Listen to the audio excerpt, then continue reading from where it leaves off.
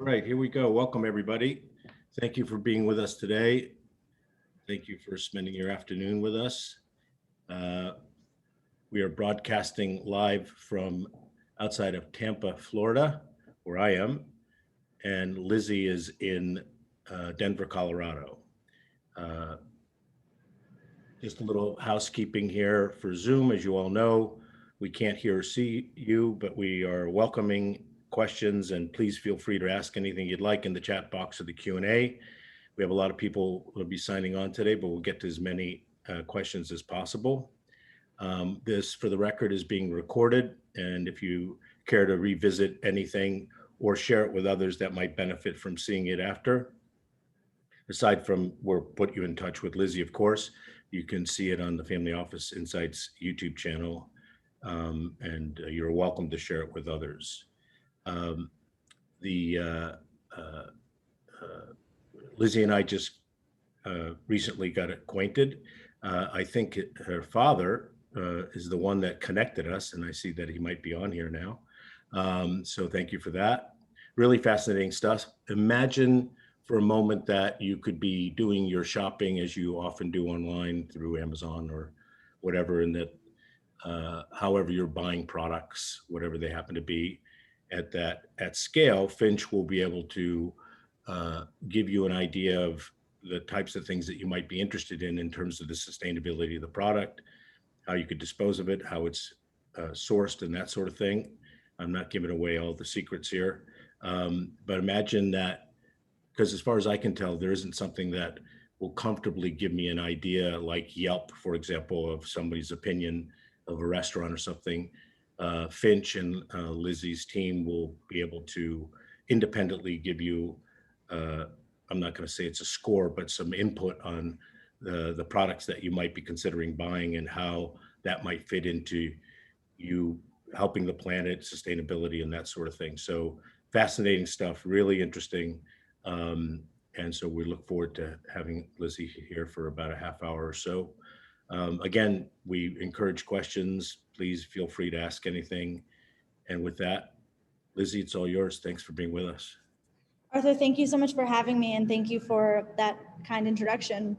I have been in the sustainability space for my entire career. I became passionate about sustainability when I was 16 and have dedicated my life to mitigating climate change in the private sector.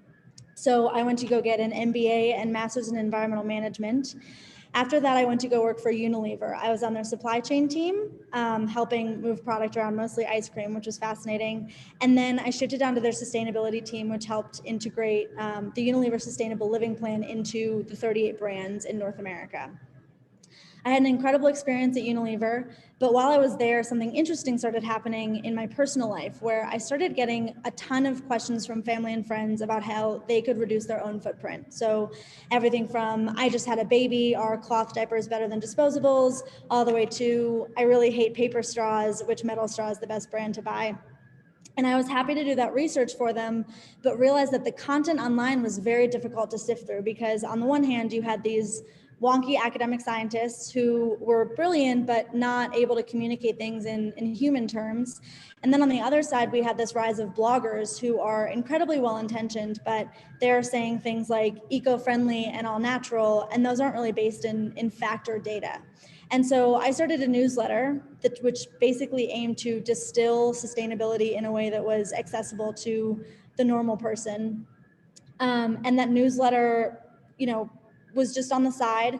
I meanwhile went to go work for a startup based in Asia. I was chief operating officer of that company and really fell in love with entrepreneurship. I loved taking a company from inception to scale and realized that this newsletter could really become a full-time thing. And so that's how Finch was born. We have been operating for the past year. We are launching in 3 weeks. And in the meantime, I am raising a pre-seed round. I'm raising $1 million. I've raised around 500,000 of that so far, and just looking to fill that second half over the next couple of weeks. So I will jump into exactly what Finch is. So Lizzie, before you do that, it's if you don't mind, you don't have to say who they are, but it's often helpful for potential investors to know the profile of the type of current investors that you have even if they're not the same as the people on the call here, just to get an idea as who was voted with their checkbook, what type of investors have. It's a great question, Arthur. So it's mostly friends and family and angels. It's about half friends and family, half angels. Of those angels, there are a couple of incredibly strategic ones. So I'll get into what a browser extension is in case there's varying knowledge on it, but probably the most popular browser extension out there is called Honey, and that you download onto your Chrome browser. And whenever you shop online, you can see a coupon and get discounts for shopping. As I might have just mentioned, they have 10 million users worldwide, and the co-founder of Honey has invested in Finch. They've been thinking a lot about this on the Honey side, and so that's been really important sort of external validation from us on the browser extension standpoint. In terms of other investors, not really anybody else that you might recognize by name, but just strategic angels mostly. Awesome, thank you. Sure. So Finch is a platform that decodes products' environmental and social impacts and helps people make informed decisions. And then with that data that we gather, both on the sustainability side and on consumer insights, we sell that to brands to help them be as sustainable as possible. So many of you, I'm sure, are familiar with the problem, but consumer goods are a massive part of greenhouse gas emissions. Secondly, and this is very core to our thesis, there's a big gap between intention and behavior, where if you were to ask a consumer, would you be willing to spend an extra $3 on a sustainable sneaker? They would say, of course I would. And at checkout, it's a very different story. So it makes it incredibly difficult for companies to ascertain willingness to pay and overall strategy for sustainable products. And then when interviewed, the top barriers to becoming more sustainable are, it's too expensive, not sure how, and it's inconvenient. And we think that Finch is tackling all three of those in unique ways. So the product is this browser extension. And as I mentioned with Honey, you download it once onto the Chrome store or whatever browser you're using. And then every single time you shop online, it will pop up. So this is valuable because it's different than an app where you'd have to remember to go to a separate marketplace. This is just already in existence when you're doing your normal shopping. So we have aggregated a series of attributes ranging from what's the likelihood that this product will shed microplastics all the way to what's the carbon footprint in its manufacturing phase. We use publicly available data, and I'll get into the rating system in a little bit, but basically we give each product a score. And so you'll see here, this got a score of 5. We break it down into 5 different categories. So making it is anything at the company level. What are the certifications associated with the company? And then what are the implications of the ingredients and materials going into that product? Moving it is transportation and distribution. Buying it is a social factor. So about 80% of our attributes are environmental, 20% are social. And buying it really just represents, even if you're made with all the right sustainability materials, if you are only accessible to the top 1% of the population, that's problematic. So we try to correct for that. Using it is twofold. It's both what's happening once you own the product. So think of charging an iPad, washing a pair of jeans, and then also, do people like this? What's the function and quality? Because we want to make sure we're not recommending a product that might have a good sustainability profile, but is not enjoyable to use. And then finally, ditching it is end of life. So is it recyclable, et cetera. And what happens here is you might land on Loves. You'd see that 7th generation gets a significantly better score. You would click on 7th generation, and there's a chance that we would get an affiliate commission for that because we're directing someone to their store. And we would split that with the end consumer. So if 7th generation decides to give us 10% of that sale, we would split that so that the end consumer is monetarily incentivized to make these better decisions. So half of our business model I just went through. This is the B2C where it's the affiliate fee coming through. Over time, we really see ourselves as a data technology company, and that's where this B2B data comes in. We are gathering 2 types of data that's incredibly valuable to brands of all shapes and sizes. The first is the sustainability profile, where we look at a product category independently. So we will say, we understand just by rating these products what goes into the sustainability of a shampoo brand.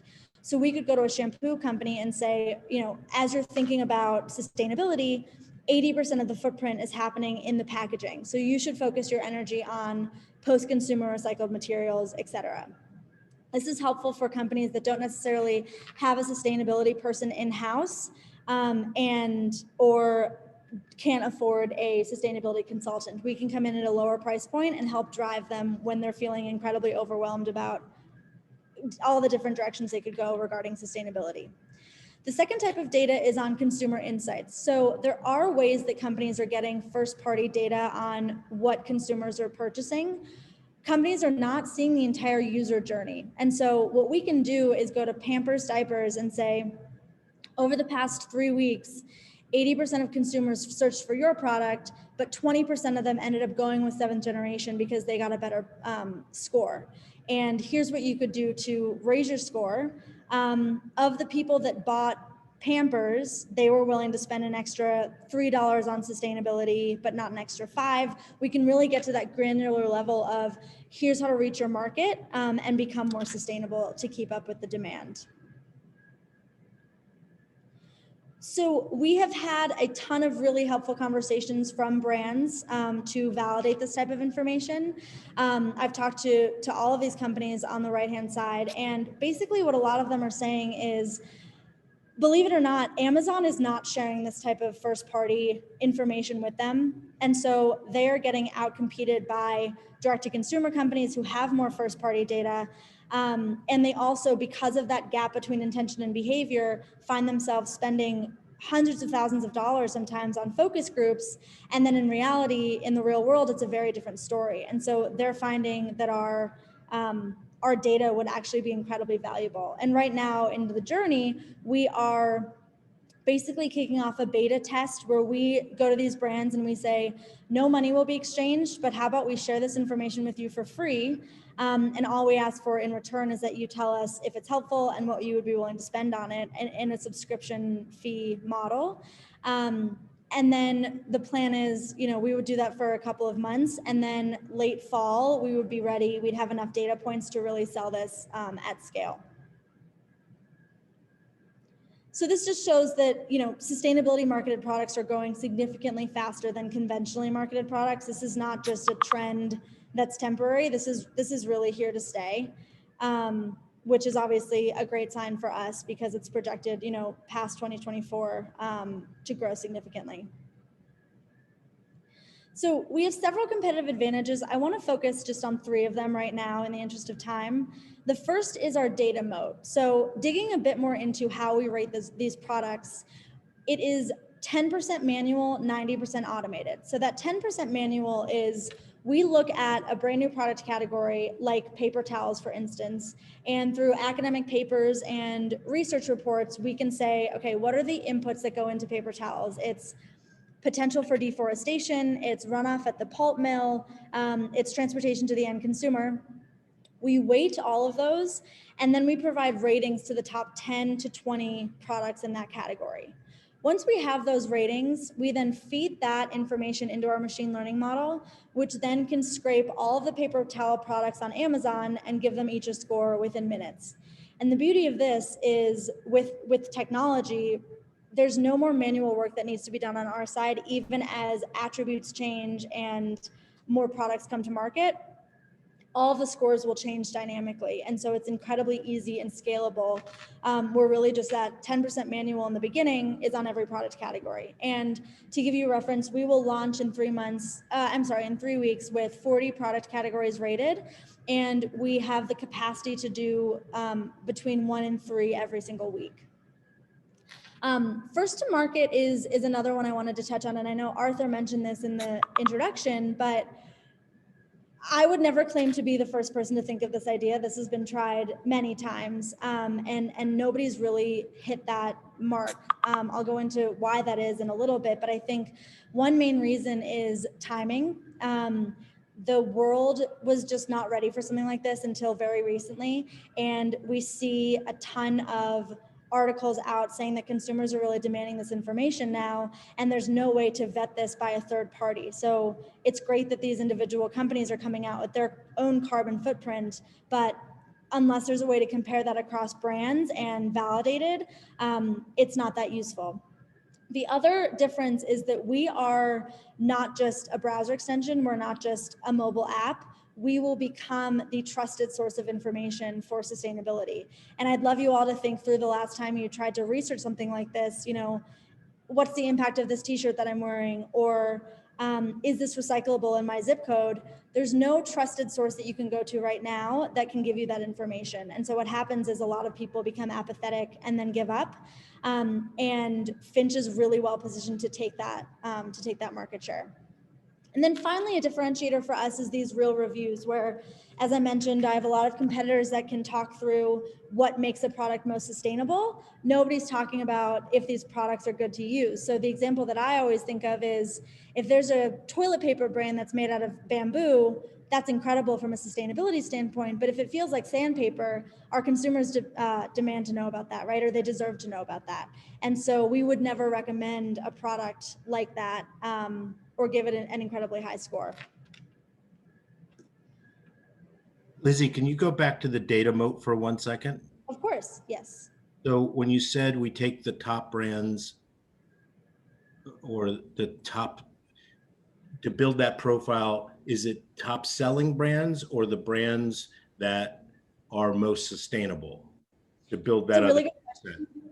It actually doesn't matter. The point is that we just need 10 to 20 data points so that we can help train that machine learning model. We've tried both methods. We started out doing the top 10 to 15 most sustainable. Now we're shifting towards the top selling because that's actually significantly easier to gather.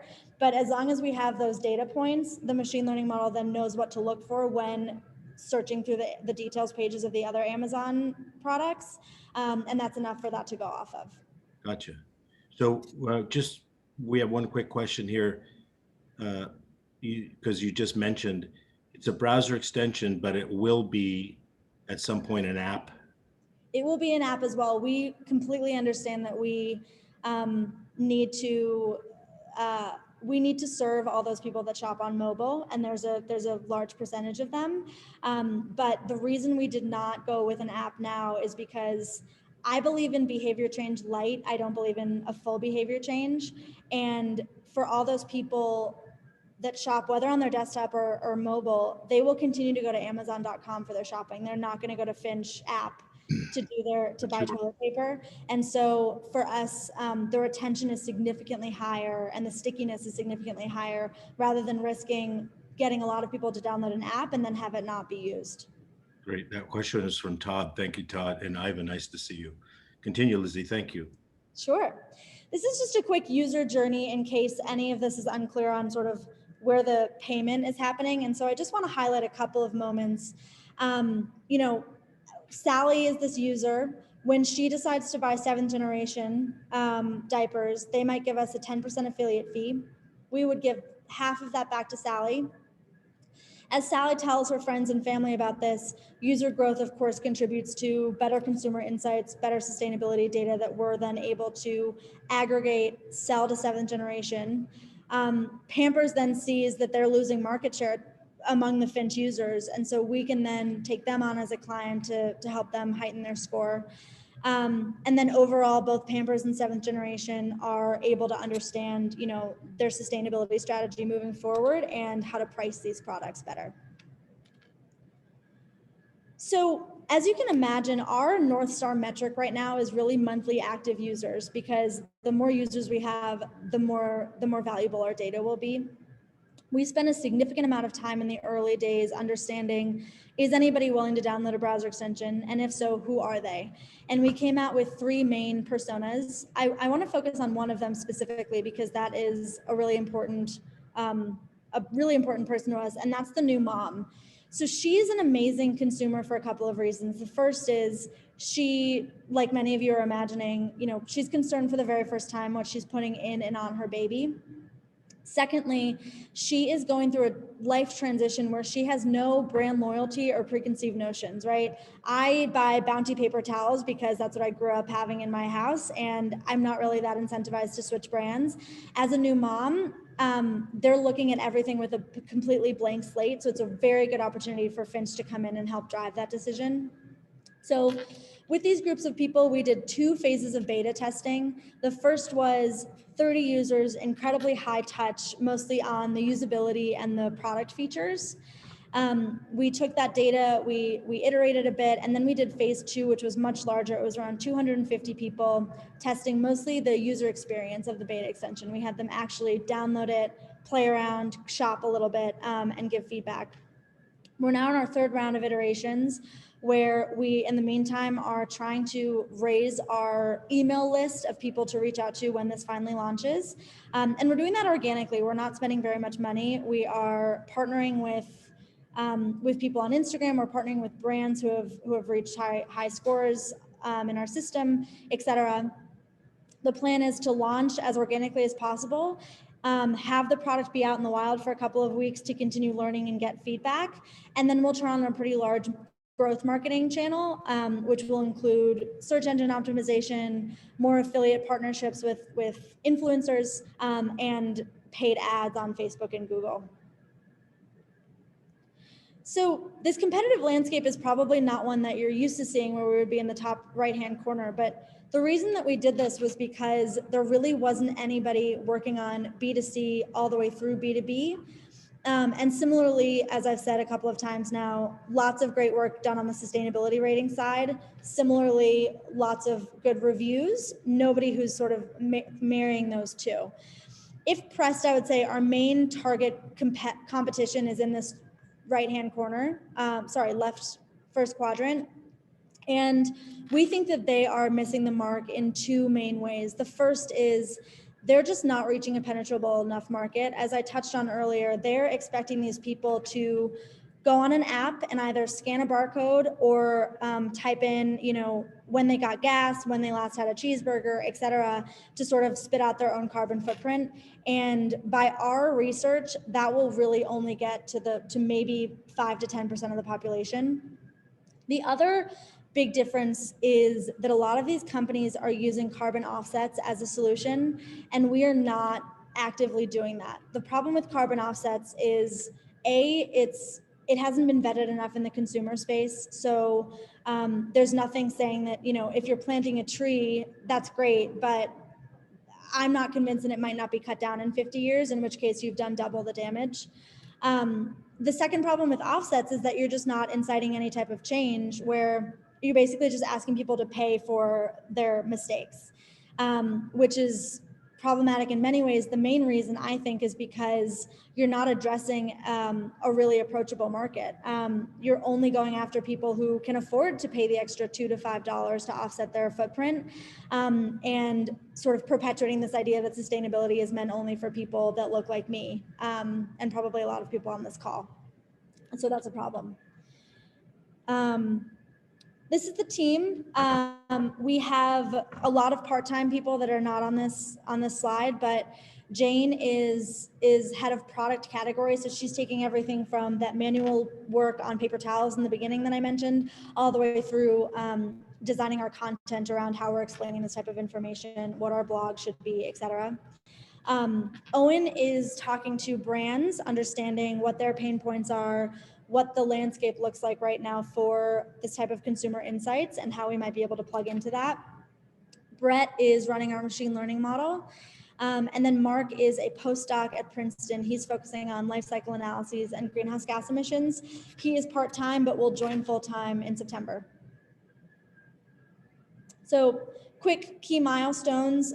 We're right around here, which is very exciting, nearing the end of this phase. And then finally, just a bit more about the raise. We are first hiring a head of product and a VP of engineering. We have 2 amazing people working on that part-time, but this requires real full-time attention. The second area of proceeds is the data analytics infrastructure. we need to understand how this data is coming in a way that can be packaged and sold to the customers. Third is product technology. So it's exactly things like understanding we need a mobile solution. What does that look like? And also phases 2 and 3 of this browser extension. We're excited to get to a point where you can really personalize. So Arthur might be able to put in his zip code in Tampa, and all of a sudden his shipping footprint looks very different than mine in Denver, Colorado. There's a lot of opportunities with that sort of personalization that we're excited to dig into in this next phase. And then finally, marketing and advertising. We need as many people to download this as possible, and that requires a significant amount of capital early on just to make sure that we're getting as much feedback and as much interest as we can. And that's it. I know I sped through that, but I'm happy to take any questions or anything else. No, that was great. It's we have a question from Jody. Are you using algorithms to track data, and what type of security functions do you provide? We are. We have a very serious privacy policy, terms of use, and essentially we're not doing anything on the individual side. So we would never sell individual data. It's all aggregated. So a person would only be living in a certain area of a certain age. And we get that information voluntarily. People, when they download the extension, put that in, and it both helps us with the data, but it also helps them because we can then personalize things like the zip code, shipping, and aspects. So we find it's sort of two ways. In terms of the security, we're kind of just getting into that, how that looks right now, but we're using pretty well-known software to make sure that that isn't breached. And how much of the team is on board, or have you outsourced the tech for now? We have outsourced the tech up until this point, and that is because we had so many moments in time that we were iterating, right, or working on the back end and testing it, where to pay a full-time developer was not the best use of resources. We're getting to that point right now where we think we'll need a pretty constant assistance, and so along with the head of product, we're hiring a VP of engineering to take on that. But the outsourcing has been really successful so far. It's been a great experience. So, folks, I want to just share an anecdote. When Lizzie and I were first talking at the end of our phone call, I said, and by the way, you should consider talking to this company called Drops. She goes, we are. So our friend Jonathan Prosper has created a beautiful company that creates the, I want to call them Tide Pods, but of sustainability. And you subscribe to them and they show up at your door, and they're not made of plastic and blah, blah, you know, all the great things. And so it was just a coincidence that I happened to know Jonathan, and Finch and Lizzie were reviewing the product, if not had already reviewed it. So it was a small world. They're rated very highly in our Detergent Wise guide. They're a great company. Yeah, no charge, Jonathan. So our friend Iva suggests that you align with the bottom left quadrant and lean in with the ABS Council. So she shared with you that. Perfect. asbcouncil.org. And then we have a comment also, if you don't mind me sharing, Lizzie. I had a sustainable brand. I can't tell who this is from, so forgive me. In the marketplace for 10 years that sold in 500 stores, Nordstrom, Whole Foods, called Peacekeeper. Oh, great. Cosmetrics. Lizzie, happy to brainstorm with you about some great potential JVs, investors that I know. What a great platform you were building, Jody Weiss. Yeah. Thank you so much. I'd love that. Is Finch using any blockchain technology? We are not right now. We have thought about it significantly. We think that there's a long way to go with just the ML AI technology that we're using right now. So we haven't really found a need for blockchain quite yet, but understand the value and would imagine that would be in our sort of 5-year plan. Yeah, just the editorial, there's all kinds of issues with that people feel comfortable with, or they don't understand, especially consumers that aren't keeping track of what's going on with blockchain and all of that. But it might be interesting to have like a frequent flyer mile, type thing, where you get points for using, and then you can monetize those points, but which Absolutely. can easily be kept track on. Well, nothing's easy, but one of the values of using a token, so to speak, and I'm not advocating, I'm just saying there's all kinds of problems that can come up with that, but just an idea. Let's see what else we got here. So Lizzie, when are you closing out the round? Great question. We're aiming to close on May 15th. So we're just coming up to it, about 2.5 more weeks. And what's the structure? Is it a convertible note? It's a safe right now. It's a 5 million valuation cap at a 20% discount. I'd be happy to send a draft of that. It's fairly simple. That 5 million right now is basically emblematic, we think, of the risk people are willing to take right now, considering we're pre-launch. And then the reason we're raising only $1 million right now is sort of to get us through the next 12 to 18 months. And then it would basically help us significantly in raising a much larger seed between 3 and 5 million. Yeah. And the data that you managed to get so far in terms of the profile of the person that you've engaged, what's the, you don't have to tell me any secrets, but what's the size of that data set? You said there's 1,000 people on your newsletter, but what's the size of the data set of the people that you've been able to sort of profile? So it's sort of two different things. Our newsletter is, candidly and transparently, it's a lot of historical people that followed me from my newsletter called The Green Lizard 4 years ago. And so that's a real mix. That's a lot of my parents' friends who are not in our target demographic right now.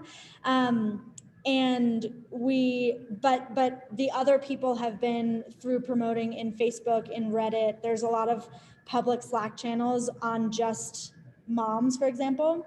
So we understand that our market is much larger than just the mom, but there's plenty to start with there. And then in terms of the Facebook ads and tests that we did in the early days, we probably had responses from, I'd have to double check, at least 1,500 to 2,000 people. Yeah, I was just curious because it's just the beginning, right? So yeah, and what's I think helpful about that is we're not marketing publicly. I would never say in a public place that we're going after moms, because that would probably turn off 90% of the population. It's a great place to start because there's a lot of targeting that we're thinking of testing. So for example, we might be able to find out when your baby was born. And then we could 3 months from then send an email that says, hey, congratulations, your baby just turned 3 months. Here are all the suite of products that we've rated that we think are the best ones to buy. So we can sort of follow the user through that journey. In 2 years, we will have several different demographics that we'd be able to test. But for right now, we've decided to just use those people as a really good starting standpoint. Totally makes sense. So if one was interested, you have all the documents in a data room or something like that, or they can get them directly from you? Yep, we have a safe note, we have a financial model, we have a lot of other documents I'd be happy to share. So normally, I mean, would someone just reach out to me directly? Is that the easiest way? Yeah, we're going to put everybody in touch with you and ask you to just connect with them so they can connect back with you if they'd like. So super helpful, awesome, nice job, Dad.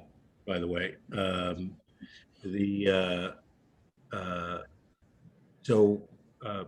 as I said, we're going to put this on the Family Office Insights YouTube channel.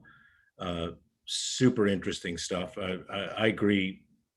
I haven't done the research, and you obviously have, but I don't see anything like this in the marketplace. So nicely done. The community that's on the phone on the call here, thank you for being here. And please, if there's anybody in your network that would benefit from connecting, we're going to put you in touch with Lizzie, and you can connect them that way.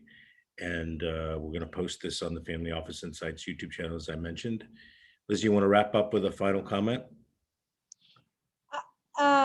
I don't really have anything left, but I just appreciate everybody being on. And thank you for being on this journey with me. It's exciting. We have one question that just popped up. What's the minimum check that you'll take? The minimum is 10,000. Okay, there you go. Thank you, Sam. So super cool, Lizzie. Congratulations. Nicely done. Love Thank it. you so much.